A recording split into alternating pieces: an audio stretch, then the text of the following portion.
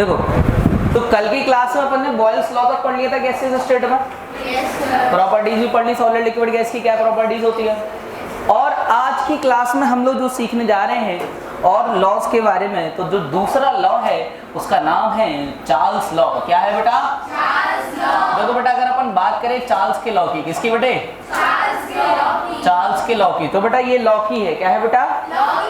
ध्यान से समझना। जैसे एक कंटेनर है, क्या है बेटा?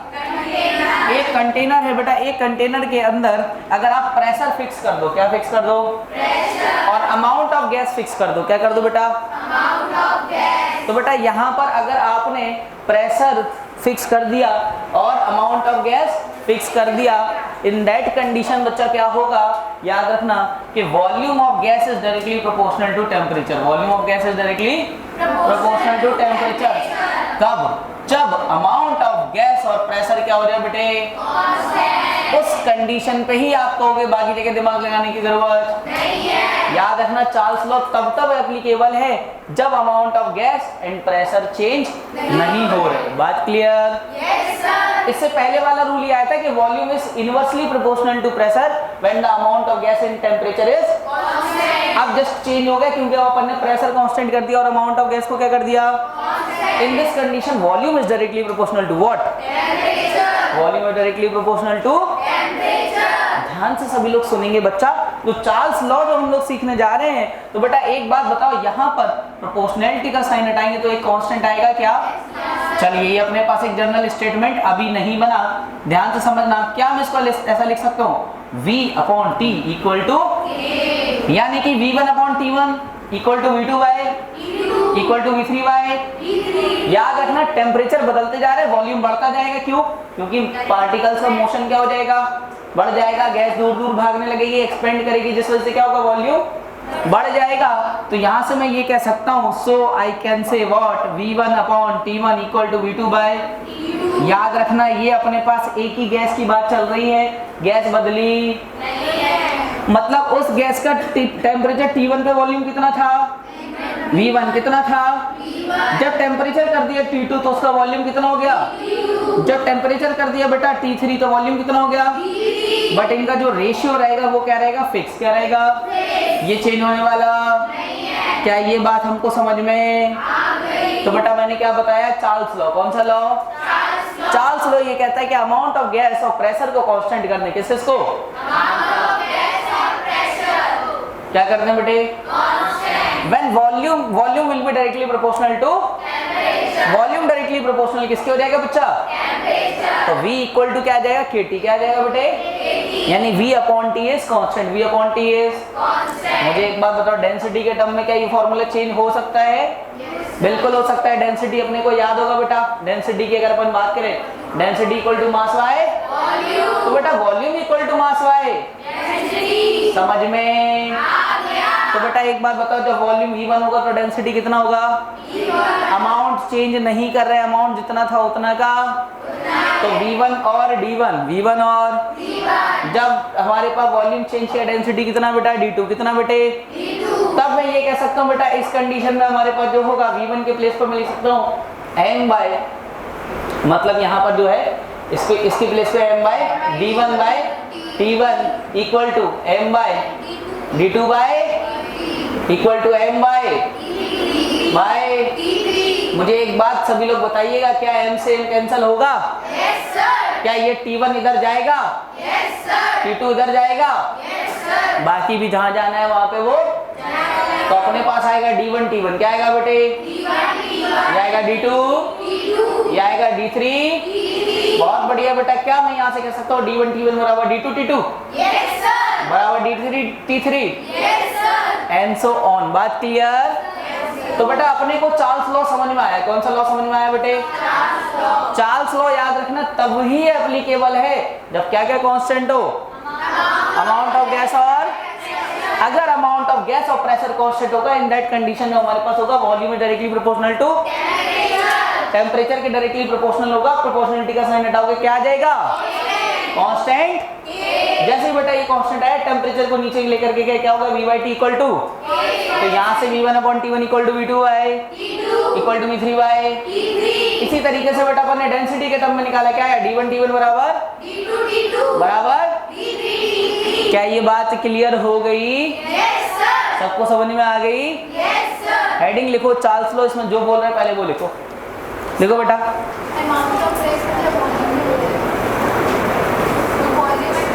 क्या इलॉजिकल बात की तुमने? अमाउंट ऑफ गैस मतलब number of moles of gas fix कर दिए गए। आप एक छोटा सा लॉजिक लगाओ, एक सेकेंड, एक छोटा सा लॉजिक लगाओ। एक बलून के अंदर अपन ने गैस भर दी, क्या कर दी?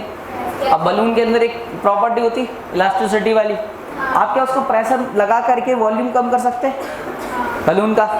क्यों? गैस के पार्टिकल दूर दूर थे, पास पास आ गए, कम स्पेस कर लिया, मतलब वॉल्यूम डिक्रीज हो गया, प्रेशर बढ़ गया। पहला लॉ था ये बॉयल्स लॉ। कौन सा? अगर आप टेम्परेचर बढ़ाओगे बलून एक्सपेंड करेगा, अगर उसमें कैपेबिलिटी है बिना फटने की तो एक्सपेंड करेगा, मतलब गैस और ज्यादा एक्सपेंड कर रही है, वॉल्यूम बढ़ रहा है। समझ गए ना? तो अगर आपने amount number of particles gas के जितने थे उतनी रखोगे, उसको चेंज नहीं करोगे, इन दैट कंडीशन बॉयल ने ये बताया कि प्रेशर बढ़ाने पे वॉल्यूम क्या होगा? कम, और टेम्परेचर बढ़ाने पे वॉल्यूम। समझ गए? पर पार्टिकल ज्यादा स्पेस घेरेंगे या कम स्पेस घेरेंगे, depends on the condition.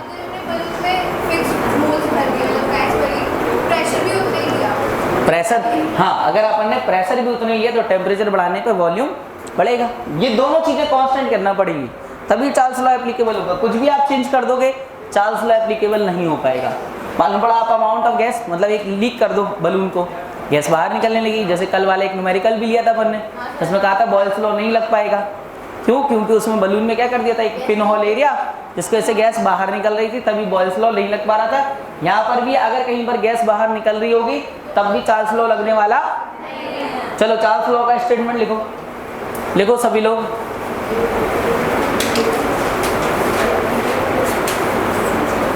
It states that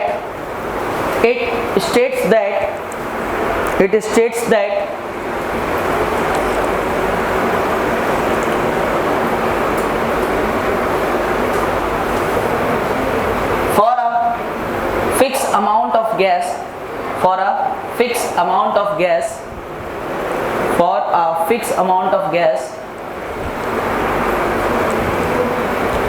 at constant pressure,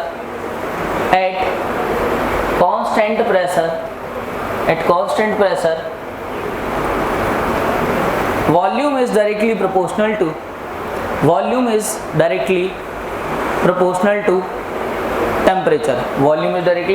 to temperature। ठीक है, नोट करो इसको, नोट कर लो, पॉज करके नोट कर लेना बेटा।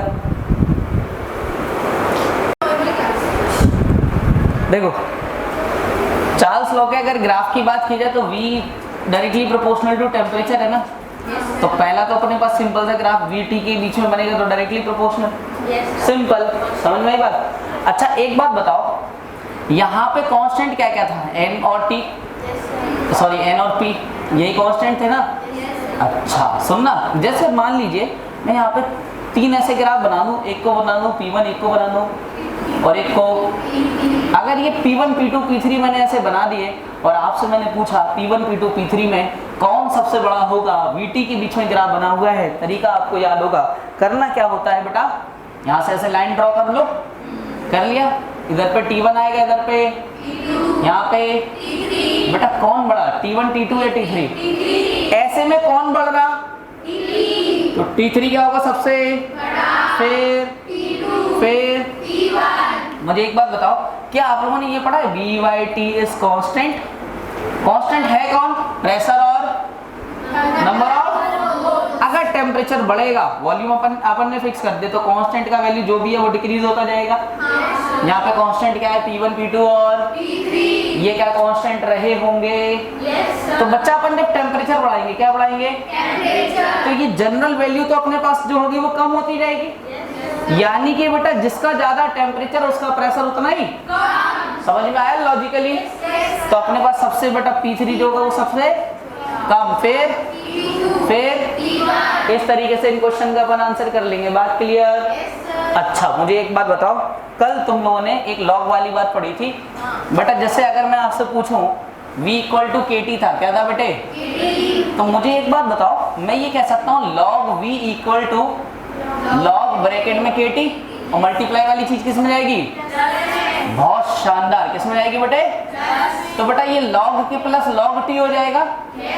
अच्छा log k और log v और log t के बीच में ग्राफ बनाना है, किस किस के? log v और, मुझे एक बात बताओ, अगर इसका वैल्यू 0 कर दें, कितना कर दें? 0, तो उस टाइम पे log v किसके बराबर? log k। यानी कि जब log t था ही नहीं तब भी log v था, तब भी log v, क्योंकि log t का वैल्यू मैंने मान लिया इसका वैल्यू 10 है, कितना है? 10। जब ये 0 था, जब ये क्या था बेटे? 0। क्या log v का वैल्यू 10 आ गया? Yes sir. ये अपन ने यहाँ तक का पॉइंट क्या डिनोट कर रहा है? ये अपन को बता रहे हैं किसका वैल्यू? log k का। किसका बेटे? log k। कि यहाँ से यहाँ तक तो log k है, क्या है बेटे? log k। जैसे t का वैल्यू 1 होगा तो 10 प्लस 1 कितना हो जाएगा? ये 11। यानी बड़ा ये बड़ा, फिर 2 कर दोगे तो ये, यानी और बढ़ता चला जाएगा क्या ये? yes, समझ में आया? yes, तो ये जो ग्राफ अपन बनाते हैं, थोड़ा सा ऐसे बना दे रहे, ये जो अपन ग्राफ बनाते हैं बेटा, इसमें याद रखना कि अप टू log k तक तो ये log t था ही नहीं। जब log t नहीं था तब भी log v किसके बराबर था? log। जैसे जैसे log t बढ़ा वैसे वैसे कौन बढ़ने लगा? log। इस तरीके से ये ग्राफ चला गया, समझ गए? तो ये 3 ग्राफ जो आपको ध्यान में रखना है और कैसे बनते हैं आपको लॉजिक भी ध्यान रखना है। VT डायरेक्टली प्रोपोर्शनल, इसमें P1 P2 P3 में पूछा जाता कौन बड़ा होगा, तो P1 सबसे बड़ा, फिर P2, फिर रीजन, इधर पे टेम्परेचर कम है, इधर पे टेम्परेचर क्या है, और हम जानते हैं कि V/T क्या होता है? कांस्टेंट। V/T क्या होता है बेटे? तो टेम्परेचर कम होगा तो ये वैल्यू बड़ा होगा, यहाँ टेम्परेचर कम है तो ये वैल्यू, समझ में? इस वाले केस में अपन ने क्या किया? लॉग ले लिया। क्या ले लिया बेटे? लॉग लिया तो मल्टीप्लाई वाला किस में चला जाएगा? प्लस में। डिवाइड वाला किस में जाएगा? माइनस में। मल्टीप्लाइड वाला प्लस और डिवाइड वाला माइनस, या मल्टीप्लाई तो क्या आ गया बेटे? प्लस। क्या आ गया ये? प्लस। तो मैंने ये कहा कि जब log t का वैल्यू 0 मान लें, कितना मान लें? 0। भाई सबसे लोएस्ट पॉसिबल वैल्यू क्या है? log t कितना हो? 0। कितना हो? तब भी log v किसके बराबर? log k तो कांस्टेंट है ना, वो चेंज होने वाला, इसलिए मैंने उसको 10 रख लिया। कितना रख लिया भाई? वो तो कांस्टेंट है, वो बदलने वाला। तो अपन ने इसको 10 मान लिया तो उस टाइम पे इसका वैल्यू तो कुछ ना कुछ आएगा जब log t था ही नहीं, log t। और जैसे ही log t बढ़ना स्टार्ट हो गया, कौन बढ़ना स्टार्ट हो गया? log। बात क्लियर? इस तरीके से ये ग्राफ बढ़ता गया। कॉपी पेस्ट किया जाए, वीडियो पॉज करो और छाप लो। चलो सुनो, हाँ बस 3 ग्राफ यहाँ पे अपन को पढ़ना थे। अब बेटा एक छोटा सा फॉर्मूला और यहाँ पे याद रख लेना, जब जब चार्ल्स लॉ की बात होती है, किसकी बेटे? तो वहां पर एक और फॉर्मूला आता है VT। क्या बेटे? VT यानी टेम्परेचर T पर वॉल्यूम, टेम्परेचर T पर वॉल्यूम, इसको बोलते हैं चार्ल्स का स्केल। क्या बोलते बेटे? याद रखना कि टेम्परेचर T पर जो वॉल्यूम होगा बेटा, ये हमारे पास होगा 0 डिग्री सेल्सियस पे वॉल्यूम। कितना बेटे? और 1 प्लस T डिग्री सेल्सियस जो भी टेम्परेचर आपने रखा अपॉन में 273, अपॉन में 273। अब ये स्केल जो है ये आपको हेल्प करेगा। क्या हेल्प करेगा? एक बात बताओ, अगर मैं आपको 0 डिग्री सेल्सियस पे वॉल्यूम दे दूं, क्या दे दूं? 0 डिग्री सेल्सियस पे वॉल्यूम, तो क्या आप ये सोच सकते हो कि 5 डिग्री सेल्सियस पे वॉल्यूम कितना हो जाएगा? इधर पे कितना पुट कर दो? 5। समझ में आ रहा? और जैसे जैसे मैं जिस टेम्परेचर के लिए वॉल्यूम पूछूंगा आप निकाल लोगे। बोलो क्या ये बात समझ में आई? सुनो फिर से, मैंने क्या बताया कि VT जो है, ये VT अपने पास है क्या? ये अपने पास है बेटा volume of gas at which temperature? T temperature. Volume of gas at कितने degree Celsius? At T degree Celsius. बात क्लियर? तो V नॉट अपने पास क्या है? वॉल्यूम ऑफ गैस एट कितना बेटा? 0 डिग्री सेल्सियस। और T अपने पास क्या है? जिस टेम्परेचर की अपन बात करेंगे, और 273 ओवन तो कांस्टेंट है। क्लियर है ये? अब एक क्वेश्चन आपसे पूछा गया, क्वेश्चन समझना, क्वेश्चन आपसे कह रहा है किस टेम्परेचर पर किसी गैस का वॉल्यूम जो है वो 0 हो जाए। कितना हो जाए बेटे? 0। चार्ल्स लॉ की जो आपको शीट मिली है ना, उसमें पहला ही क्वेश्चन ये होगा रिगार्डिंग चार्ल्स लॉ, उसमें लिखा होगा किस टेम्परेचर पर वॉल्यूम ऑफ गैस कितना हो जाए बेटे? 0। और मुझे एक बात बताओ, क्या मैं यहाँ पर इस पे वैल्यू कितना रख दूं? 0। जैसे ही मैंने 0 रखा, ये अपने पास क्या हो जाएगा? V नॉट ब्रैकेट में 1 प्लस T अपॉन 270। बात क्लियर? yes, ये बेटा 0 upon V naught, 0 upon equal to 1 plus 2 upon 270। क्या ये अपने पास 0 हो जाएगा? yes, yes. ये 0 equal to 1 plus T upon 270। मुझे एक बात बता, इस टर्म को उठा के इधर ले आऊं या 1 को उठा के इधर फेंक दूं, क्या -1 हो जाएगा? क्या ये अपने पास 2 अपॉन 273? क्या टी का वैल्यू अपने पास कितना गया? -273 डिग्री सेल्सियस। क्या बेटे? मतलब अगर आपने इतना टेम्परेचर कर दिया तो कोई भी गैस के जो पार्टिकल्स होंगे वो क्लोज आकर के वॉल्यूम कितना बना देंगे बेटा? कितना बना देंगे? ध्यान से बात समझना, आपने क्या समझा इस कॉन्सेप्ट में बेटा? T इक्वल टू टेम्परेचर कितना बेटे? -273। कितना बेटे? -273। ध्यान से सुनो, तो इसका मतलब ये हो गया बेटा, ये वो टेम्परेचर है, ये वो टेम्परेचर है जिस पर किसी गैस का वॉल्यूम 0 हुआ है। इसको हम लोग बोलते हैं लोएस्ट पॉसिबल टेम्परेचर। क्या बोलते हैं बेटे? कोई आपसे पूछ ले सबसे कम टेम्परेचर कितना पॉसिबल है, वो कितना है बेटे? -273 डिग्री सेल्सियस। अगर केल्विन में करना हो तो इसको अपन 0 केल्विन क्या बोल सकते हैं इसको? तो लोएस्ट पॉसिबल टेम्परेचर अपने पास होता कितना है बेटे?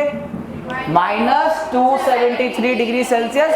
इस टेम्परेचर पर कोई भी गैस जो होगी उसके पार्टिकल्स जो हैं वो इतने छोटे हो जाएंगे, मतलब इतने पास आ जाएंगे कि ऑलमोस्ट वॉल्यूम कितना हो जाएगा बेटा? 0। कितना हो जाएगा बेटा? 0। मतलब वो एक छोटे से डॉट पर आके सारे पार्टिकल्स कलेक्ट हो जाएंगे। आपने जैसे फॉर एग्जाम्पल कोई गैस ली, हम जानते हैं गैस के पार्टिकल दूर दूर भागते हैं, टेम्परेचर बढ़ाने से दूर जाते हैं, टेम्परेचर कम करने से पास आते हैं। तो अगर आप इतना पॉसिबल टेम्परेचर, लोएस्ट पॉसिबल, ठीक है, ये माना गया है, इतना अपन कर नहीं पाएंगे, बट अगर -273 डिग्री सेल्सियस अगर अपन टेम्परेचर ले आएंगे तो उस केस में जो गैस के पार्टिकल होंगे वो इतना क्लोज आ जाएंगे जिसमें उसका वॉल्यूम ऑलमोस्ट क्या हो जाएगा? नेग्लिजिबल। क्या हो जाएगा? क्योंकि हम जानते हैं कि एटम के जो पार्टिकल होते हैं बहुत ज़्यादा छोटे होते हैं माइक्रोस्कोपिक लेवल पे, तो वो सारे पार्टिकल एक जगह आ जाएंगे। मतलब इट्स लाइक कि इस पेन के निप पे कलेक्ट हो जाएंगे सारे के सारे पार्टिकल्स। समझे? समझ में आ रही है? जैसे मैंने अगर ये एक डॉट भी बनाया तो आप जानते हो कि इधर पे 10⁻23 पार्टिकल्स तो आना स्टार्ट हो गए। अब ये सोचो एक ही जगह आने की कोशिश कर रहे हैं ना, ठीक है, एटम्स। तो मैं वही बात समझा रहा हूँ कि अगर टेम्परेचर कितना कर दिया जाए -273, इन दैट कंडीशन जो वॉल्यूम ऑफ गैस होगा बेटा कितना हो जाएगा? 0 हो जाएगा। क्या हो जाएगा बेटा? तो बेटा यहाँ पे कह रहा है कि एट व्हाट टेम्परेचर जो Vt जो है वो किसके बराबर हो जाए? 0 के बराबर। क्लियर? तो ये जो स्केल है किसने दिया हमको? चार्ल्स ने। किसने दिया बेटे? चार्ल्स ने। अगर उसने कहा कि आपने 0 डिग्री सेल्सियस पे वॉल्यूम निकाल लो उस गैस का, उसके बाद आप किसी भी टेम्परेचर पे निकाल सकते हो। जैसे 0 डिग्री सेल्सियस पे आपने क्या किया? प्रेशर को फिक्स कर दिया, अमाउंट ऑफ गैस को फिक्स कर दिया, और टेम्परेचर कितना ले गए बेटा? 0। कितना ले गए बेटे? 0 डिग्री सेल्सियस। कितना बच्चा? 0 डिग्री सेल्सियस टेम्परेचर लेके जाओगे तो उस पर जो वॉल्यूम अपना निकल के आया उसका वैल्यू फिक्स हो गया, वो चेंज होने वाला। अब तो बेटा अब आपसे पूछ लिया जाए, जैसे मैंने कह दिया कि फॉर एग्जांपल ऐसे ही मन से बना रहा हूं, मैंने कह दिया कि 0 डिग्री सेल्सियस पर जो गैस का वॉल्यूम था O2 का वो था बेटा 1 ml। कितना था? ऐसे ही अपन ने मान लिया 1 ml। O2 का कितना मान लिया बेटे? अब आपसे कहा गया 5 डिग्री सेल्सियस पे कितना होगा, तो उसकी जगह आपको वैल्यू कितना रखना है? 1, और यहाँ पे 5 पूछा गया तो 5 रख दो। समझ में आ गया? तो आपको पता पड़ जाएगा कि टेम्परेचर T पे कितना वॉल्यूम होगा। क्लियर? आगे बात समझ में? कर लो कॉपी पेस्ट।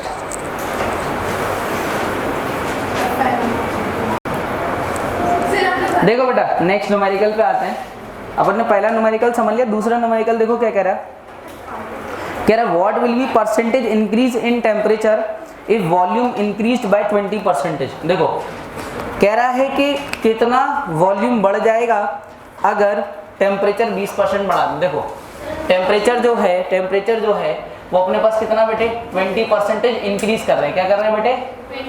20% इंक्रीज कर रहे हैं। तो पहले टेम्परेचर को मान लो 100, कितना मान लो? 100। अब 20% बढ़ाने पे टेम्परेचर 2 जो है वो कितना? अच्छा वॉल्यूम इंक्रीज बाय 20% है, ठीक है। वॉल्यूम को बेटा 20% बढ़ा रहे हैं तो टेम्परेचर कितना परसेंटेज बढ़ जाएगा? ये है question. What will be percent increase in temperature if volume increase by. देखो तो बेटा वॉल्यूम अगर 20% बढ़ा देंगे तो टेम्परेचर में कितना फर्क आएगा? तो ध्यान से समझना कि पहले वॉल्यूम कितना मान लो बेटा? 100।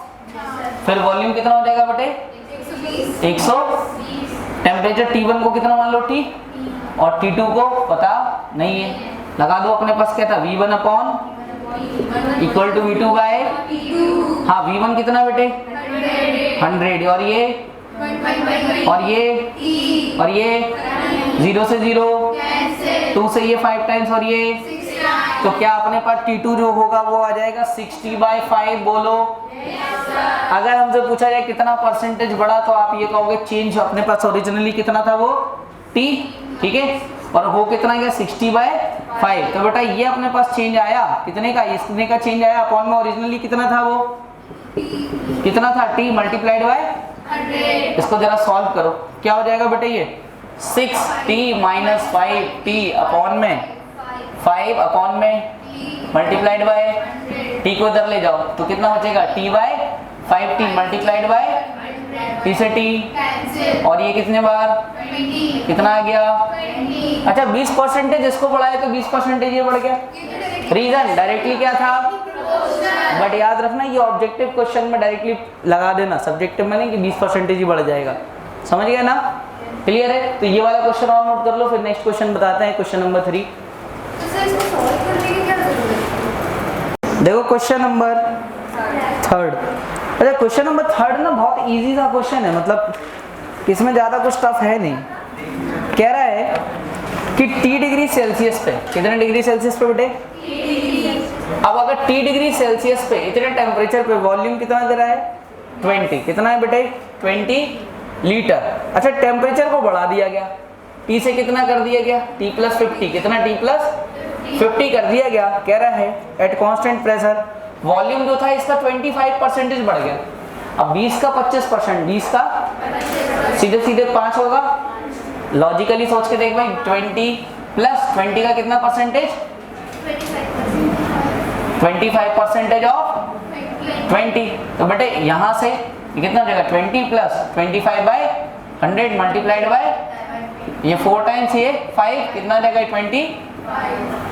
अब बताओ क्या होता है V1 upon equal to V2 bye, हाँ बेटे एक बात बताओ V1 अपने पास कितना था 20, टेम्परेचर कितना T, V2 अपने पास कितना 25 और T2 बेटा कितना T+50। अपने को T निकालना है, क्या निकालना है, इससे आंसर आने वाला, इससे आंसर आने वाला नहीं है, इससे आंसर आने वाला ये किस में दे रखा है डिग्री, तो इसको अपन को किस में कन्वर्ट करना पड़ेगा। तो लास्ट में जो आंसर अपन निकालेंगे वो केल्विन में कर देंगे, किसमें कर देंगे बेटे केल्विन में। क्या बेटे हर क्वेश्चन के अंदर जब भी गैसेस लॉ लगाओगे टेम्परेचर के लिए दिमाग में सेट कर लो डिग्री सेल्सियस ना लेके क्या लेना केल्विन। अब मुझे एक बात बताओ ये कितना हो जाएगा T+273, बोलो यहाँ पर भी कितना हो जाएगा T+273, बात क्लियर। 273 ऐड करने का मतलब क्या है, किसमें कन्वर्ट हो गया केल्विन में। अच्छा ये अपने पास 5 से कैंसिल हो जाएगा ना 4 बार और ये 5 बार, बोलो तो अपने पास कितना बन जाएगा, ये हो जाएगा 5T + 5 × 270 मल्टीप्लाई करने की कोई जरूरत, 4T प्लस ये कितना हो जाएगा 200 प्लस में 4 × 273। बात क्लियर। अब सुनना ध्यान से मैं क्या कह रहा हूँ, बट एक बात बताओ अगर मैं इसको इधर ले आऊँ, इसको और इसको इधर ले आऊँ तो 5 में से 4 जाएगा तो केवल T बचेगा। अच्छा ये 200 + 4 × 273 माइनस 5 × 273। अच्छा 5 लड्डू में से 4 लड्डू चले जाएंगे, कितने बचेंगे केवल 1। अच्छा जिसमें जो बड़ा है उसके आगे कौन सा साइन है बेटे, तो यहाँ पे 273 आएगा, बचेगा कितना -73 केल्विन। क्या बेटे, और डिग्री सेल्सियस में निकालना हो तो कितना ऐड कर दो इसमें 273 ऐड कर दो तो कितना हो जाएगा ये 200। समझ गए ना, ये डिग्री सेल्सियस में आ गया। क्लियर है। तो ये था क्वेश्चन नंबर 3 का सॉल्यूशन। तो इसको और नोट कर लो, फिर अपन आते हैं नेक्स्ट लॉ पे, इसका नाम है गैलुसैक्स लॉ। सुनो बेटा, तो यहाँ पर जो आंसर आया ना ये केल्विन में नहीं आएगा, ये डिग्री सेल्सियस में आएगा। रीजन क्योंकि ये जो T था ऑलरेडी T डिग्री सेल्सियस था। ये क्या था बेटा T डिग्री, जो अपन ने T1 और T2 को चेंज किया था ना वो T1 चेंज हुआ था, ना कि ये T चेंज हुआ था। वो तो अपना वैल्यू उतना ही रहेगा, वो चेंज होने वाला। अगर जैसे ये T डिग्री सेल्सियस था तो ये T का जो वैल्यू है वो तो डिग्री सेल्सियस में था। अपन ने T1 को चेंज करने के लिए इसमें कितना ऐड कर दिया था 273, इसीलिए जो आंसर ये आया वो कितना आया बेटा डिग्री सेल्सियस में। किसमें आया ये, तो ये करेक्शन कर लेना इस न्यूमेरिकल में, ध्यान से समझो। अब वो नहीं करना था, ये इतना ही आंसर आ गया ना, टी का वैल्यू निकालना था तो अपने पास आ गया माइनस का 73 डिग्री सेल्सियस। अब सुनो, अब बेटा क्या बेटे, क्या बेटे, क्या बेटे, वो देखो अब तुम लोग ना लॉजिक से नहीं जा रहे। v1 upon equal to v2 bye, ये अपन ने t1 जो था वो पहले t डिग्री सेल्सियस था, ये t क्या है, ये 2 डिग्री सेल्सियस, 5 डिग्री सेल्सियस, कुछ वैल्यू अपन को अभी पता। अब जब t1 के लिए अपन ने निकाला, ये डिग्री सेल्सियस में t डिग्री सेल्सियस था, अपन ने कितना ऐड कर दिया, ये होल वैल्यू कितना हो गया, क्या ये चेंज हुआ, ये जितना डिग्री सेल्सियस था उतना ही रहा, ये पूरा t1 कितना हो गया, केल्विन में। समझ गए, जब t2 लिया अपन ने तो t प्लस 50 डिग्री सेल्सियस हो चुका था, अब इसको केल्विन में बदलना है तो 2 से, ये पूरा कंप्लीट अब किस में हो गया, ये हुआ ना, तो पूरे ही लेके चल रहे ना t1 और t2, हमें निकालना तो t है ना, तो जो t का वैल्यू निकला वो किस में निकला, पर t1 ही t है, क्या बेटे, t1 ही t डिग्री सेल्सियस, t1 ही t डिग्री, ऊपर देखो t1, तो ये तो डिग्री सेल्सियस में है, फिर जब अकेला वो t है तब 273 ऐड हो गया तो ये किस में चला गया, तो हमें निकालना क्या था, तो जो आंसर आएगा वो किस में आया होगा, समझ में आया। सॉल्व करने में केल्विन में क्यों चेंज करना पड़ा, क्या बेटे, सॉल्व करने के तो हमें केल्विन में चेंज क्यों, हर बार टेम्परेचर को किस में रखना है, बस सिंपल सी बात है, फिर बाद में भले बाद में चेंज कर लो, समझ गए।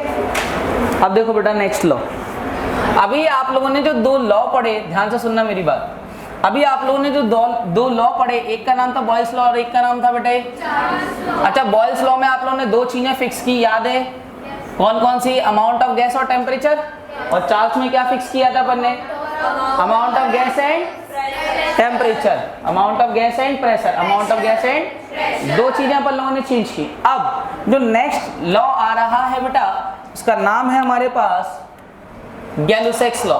कौन सा बेटे, देखो गैलुसेक्स लॉ की अगर अपन बात करें बेटा, तो इस लॉ में इसने जो काम किया है, इसने 2 चीजों को फिक्स कर दिया, एक तो अमाउंट ऑफ गैस और साथ में वॉल्यूम, अमाउंट ऑफ गैस और ही सेड दैट कि अगर अमाउंट ऑफ गैस और वॉल्यूम को कांस्टेंट कर दें, क्या कर दें बेटे, अमाउंट ऑफ गैस को और वॉल्यूम को क्या कर दें बच्चा, तो इन दिस कंडीशन बेटा जो हमारे पास होगा वो क्या होगा, pressure will directly proportional to pressure is directly proportional to, तो किसी गैस का कितना प्रेशर फील हो रहा है, अगर आपने यहाँ पर वॉल्यूम और अमाउंट ऑफ गैस को फिक्स कर दिया तो टेम्परेचर बढ़ाने से उस गैस का प्रेशर क्या हो जाएगा, ज्यादा, क्या हो जाएगा बेटे, ये किसने बताया हमें, किसने बताया बेटे, ये बात क्लियर है क्या।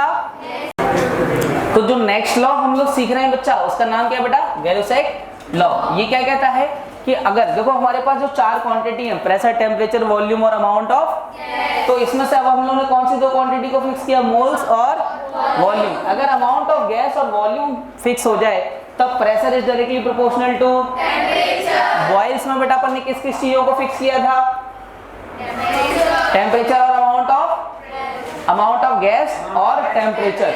चार्ल्स लॉ में किसको किया था, अमाउंट ऑफ गैस और प्रेशर, अमाउंट ऑफ गैस और प्रेशर। तो बेटे यहाँ पर ध्यान से सुनना कि ये अपने पास P is directly proportional to T, तो ये अपने पास क्या हो जाएगा बेटा, P इक्वल टू, क्या ये बात क्लियर है। तो क्या यहाँ से मैं P by T equal to K कह सकता हूँ, क्या मैं यहाँ से ये कह सकता हूँ P1 upon equal to P2 by equal to P3 by, क्या अब हमारे दिमाग में ये सेट हो गया।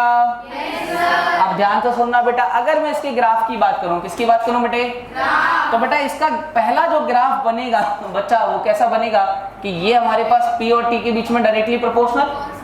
अगर मैं यहाँ पर ये कहूँ कि 3 ग्राफ बना लूं, कितने ग्राफ बेटे, तो V1 बनेगा, V2 बनेगा और इधर पे P और क्या है बेटे, ये आपसे पूछ ले कौन सा वॉल्यूम बड़ा, कौन सा वॉल्यूम। अपन को क्या करना पड़ेगा, एक लाइन ड्रॉ करेंगे, यहाँ पर क्या T1, यहाँ पर क्या T जो है वो अपॉन में है। अगर T बढ़ेगा तो कांस्टेंट क्या होगा, कांस्टेंट बेसिकली है क्या, और अमाउंट ऑफ यहाँ पे कौन सा कांस्टेंट दे रखा है? तो अगर टेम्परेचर जिसका ज्यादा उसका वॉल्यूम क्या बेटे? जिसका टेम्परेचर सबसे ज्यादा उसका वॉल्यूम, सॉरी जिसका टेम्परेचर सबसे कम उसका वॉल्यूम सबसे ज्यादा। तो हमारे पास यहाँ पर T1 इज ग्रेटर देन तो ये अपने पास जस्ट इसका उल्टा हो जाएगा, V3 सबसे, फिर V2, फिर एक सेकंड उल्टा लिख दिया, एक सेकंड बेटा। यहाँ पर ये क्या हो जाएगा अपने पास T1 जो है वो सबसे छोटा, फिर T2, फिर तो बेटा जस्ट इसका उल्टा हो जाएगा, V3 सबसे छोटा, फिर V2, फिर क्या ये हमको अब समझ में आगे कैसे करते हैं अपन? एक और चीज ध्यान से सुनना, क्योंकि आपके पास आया बेटे P/T इक्वल टू K। क्या है बेटे? P/T equal to K। तो मैं यहाँ से ये कह सकता हूँ P/T इक्वल टू K से P इक्वल टू KT। बोलो P इक्वल टू KT। अगर मैं लॉग ले लूँ, क्या ले लूँ बेटा? लॉग। लिखने की अभी कोई जरूरत नहीं है। क्या मल्टीप्लाई वाला प्लस में चला जाएगा? Yes sir. अगर मैं इसमें ग्राफ बनाऊं बिटवीन log P और log T और log T, क्या अपने पास एक बात बताओ, यहाँ पर जो log T है क्या है बेटे? log T। तो बेटा ये log T soft T जो भी है अपने पास यहाँ पर, एक बात बताओ, अगर मैं इसका वैल्यू 0 कर दूं, क्या कर दूं? क्या कर दूं बेटा? उस टाइम पे log P किसके बराबर? यानी कि ये जब कुछ था ही नहीं तब भी ये किसके बराबर था? log। क्या ये बात क्लियर है? ये नीचे तक जाएगा, नहीं तो कुछ लोग सोचे ओरिजिन तक अभी पहुंचा नहीं है। तो बेटा जैसे जैसे t बढ़ेगा, क्या ये तो फिक्स है, ये तो वही सिंपल सी बात है, इसको 10 मान लो, ये जब 1 आएगा ये थोड़ा बढ़ेगा, जैसे 2 करेंगे ये 12 हो जाएगा, जैसे 3 करेंगे 13, इस तरीके से बढ़ता। समझ में आ गया? तो ये हमारे पास कौन सा लॉ हो गया बेटे? अब बेटा इसका स्टेटमेंट लिखो, हेडिंग लगाओ गैली-सेक्स लॉ और इसमें स्टेटमेंट लिखो। सुनो ध्यान से, बोले हाँ लिखना, at fixed amount of gas and volume, at fixed amount of gas and volume, at fixed amount of gas and volume, fixed amount of gas and volume, pressure of any gas, pressure of any gas is directly proportional to its absolute temperature, is directly proportional to its absolute temperature, is directly proportional to its absolute temperature, its absolute temperature। ठीक है, video pause करो, इसको note कर लो। देखो बेटा question number 1 from Gay Lussac's law sheet में कह रहा गैस सिलेंडर कैन विथस्टैंड, मतलब झेल सकता है, a maximum pressure at 15 atm। Pressure inside the gas cylinder eight 27 degree Celsius is 10 atm। Temperature कितना है बेटा? 27, कितना बेटा? 27 डिग्री सेल्सियस टेम्परेचर है बच्चा, और यहाँ पे प्रेशर जो है वो कितना है बेटे? 10 atm। कितना दे रखा है? 10 atm बेटा। और हमसे कह रहा है and room temperature in which cylinder is kept catch fire, predict temperature at which cylinder burst। अब मुझे एक बात बताओ बेटे, जैसे अगर मैं मान लो कि प्रेशर 215 atm, कितना बेटे? तो इस पे टेम्परेचर कितना ज्यादा पहुंच सकता है? इस पे टेम्परेचर कितना ज्यादा पहुंच सकता है? तो बेटा एक बात बताओ, अपने पास क्या हो जाएगा? T1 यानी P1 upon equal to P2 by, तो बेटा यहाँ पे ये 27 डिग्री सेल्सियस, इसको कन्वर्ट कर देंगे तो कितना हो जाएगा? 300 केल्विन। ठीक है, तो बेटा एक बात बताओ, P1 की जगह 10 और T1 की जगह 300 इक्वल टू P2 की जगह 15 बाई T2, इससे 0 से 0, तो T2 इक्वल टू कितना देगा? 450 केल्विन। समझ में आ गया? ये इसका आंसर हो गया। आगे अपन से कह रहा है if melting point of the cylinder is 400 kelvin, cylinder जो है वो 400 केल्विन तक जा सकता है। कितने केल्विन तक?